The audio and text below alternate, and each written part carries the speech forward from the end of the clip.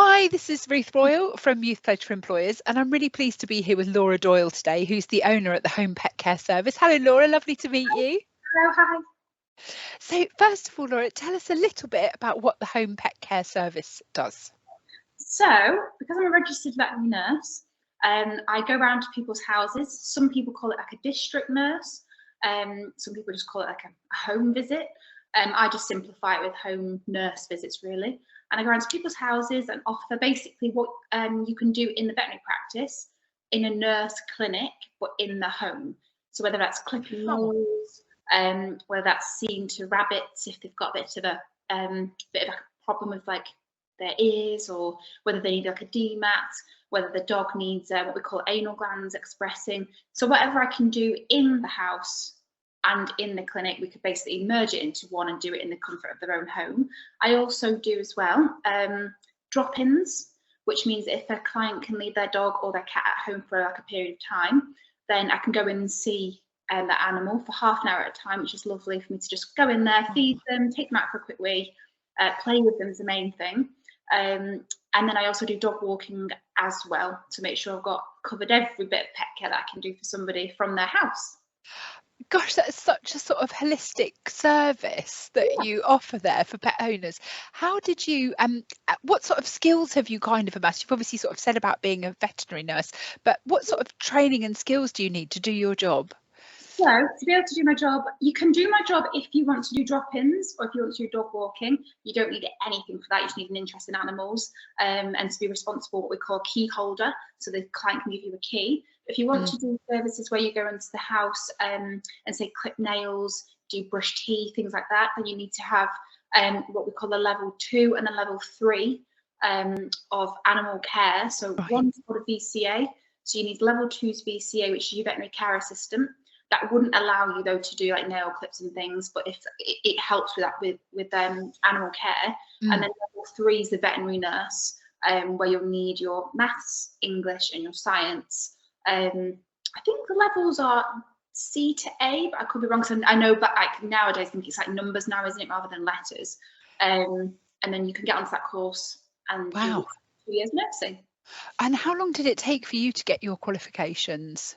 So I did it the long way around. So I did my VCA course first, which is 1 year, which is once a week at college, and the rest I worked for. And so I worked in the veterinary practice, which really suited me because you can make money at the same time. You can learn hands-on the job, which really suited my learning type. And then I did, so that was a year. Then I did my nursing qualification, which was 2 years. And again, I worked during that time in the vets where they taught me things hands-on, and I went to college once a week for 2 years. But you can do it as a degree for 3 years. Wow. Oh, that's so interesting to sort of hear how you've kind of done that, because that's a sort of big commitment, isn't it, to be able to do that, but obviously reflective of your kind of love of animals, and also you've got all these amazing skills at the end of it. What does a sort of typical day look like for you then, Laura, in terms of sort of like the format of your working day?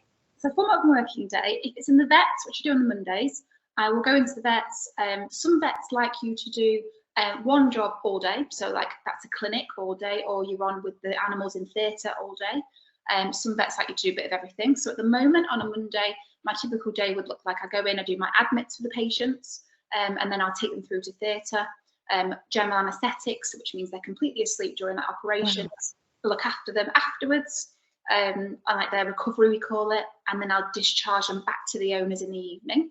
Then if I'm doing my home pet care service, my day-to-day is like Tuesdays to like Friday mornings, and that's normally get up, see my appointment list that I've got. I've either got nurse services, so I can pop to someone's house, clip nails, clean teeth, clean ears, that kind of thing.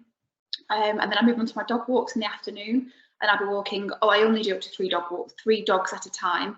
People do more than that, but I physically couldn't handle more than probably 3 dogs at a time. And then I will switch from that to drop-ins. I'll go to people's houses for half an hour at a time. And if I've got nurse service in between, then the diary just slots them all in, basically. Wow, that sounds like a really varied day. So you might have all different sorts of animal and human interactions across that day. Yeah, no 2 days are the same. That bet that's really nice. I Yeah, always think having variety in a job is really great if you love like having a mix of things to do. I definitely. just wondered, obviously you're dealing with a lot of animals, but Yeah, you've got a lot of human interaction there as well, haven't you? Do yeah, you feel like you also need other skills outside of your hard skills in terms of looking after animals? You also need other sort of softer skills to do your job well? definitely. So I went into this job because I like to say I prefer to work with animals than humans, but it's you're under no illusion that you do work alongside humans every single day. And I do a lot of face-to-face contact. I do a lot of things over emails. A lot of people prefer text. So it literally is very, very varied. That I think it's not just with the animals. It is a lot of like organizational skills as well, Mm. like putting things into diaries, planning things. Um, but yeah, there's a lot of different skills. Human interaction is definitely one of them. Do you also have to sort of be able to be like good at record keeping and that sort of attention to detail as well if you've got like animal care? Definitely, my record keeping, thank gosh, is quite like structured. If it wasn't, and I didn't start the record keeping from the beginning, it would be carnage. There's a lot of record keeping, a lot of keeping clients' notes, and not just keeping them up to date. It's keeping them safe as well. So we've got to Yeah. keep them safe and have the knowledge about how I can't be sharing people's information with people and things like that. That's really interesting to sort of have that wider perspective in terms of what you do. What do you think is what would you say is like the best bit of your job and maybe the most challenging bit? The best bit is also the most challenging bit, to be honest. The best bit is working with dogs and cats, I suppose, that started off not trusting you and being scared and being like, oh gosh, what's going on? And then you build that relationship with them. So building a relationship with an animal, I think it's a Yeah. wonderful thing to have and to do. And but then the hardest bit is then dealing with those animals to begin with.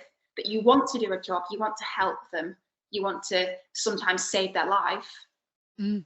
They're not letting you do that because they're so scared. So it's almost like the best bit and the hard bit together. That's so interesting, and I think so often so true in so many jobs, isn't it? That like the good bits are often the hardest bits as well. I wonder, did you always want to work with animals, Laura? No. So I'm 31 now, and I only started this when I was 24. So I Right. had no idea what I wanted to do. My sister knew what she wanted to do. She's a vet. My other sister wanted to be a teacher. They always knew. And I went to university twice. I did psychology. I worked with children. Um, None of that really is where I saw myself long term. And then I switched careers completely at the age of 23, 24. Brilliant. And I think that's such an important message because I think sometimes when you're young, you feel that everybody knows what they want to do and you do one thing and that's it, you do it for the rest of your life. But actually, there's all, most people's careers don't happen like that, do they? No. And if you were to sort of go back and have a conversation with your younger self about careers, what bit of careers advice do you think you'd give yourself, Laura? I'd say do not rush into anything. You have time. That's what I'd say to myself. I had this horrible feeling that I was like, I need to know what I need to do. I need to know what I want to do, and I need to know now. And then I went in different directions, and I just wish I had a minute and said, no, you don't need to rush into this and this. Have just take your time, basically. I think that's great advice. Oh, thank you so much for your time today. It's been brilliant to speak to you. Really appreciated it. Very, very welcome. Happy to help.